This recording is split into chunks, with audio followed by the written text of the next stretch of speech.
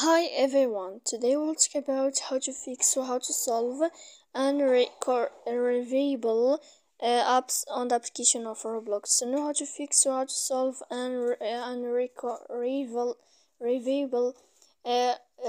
problem on Roblox app, you should just go to settings. After that, in this page, we click on apps, default apps, app settings.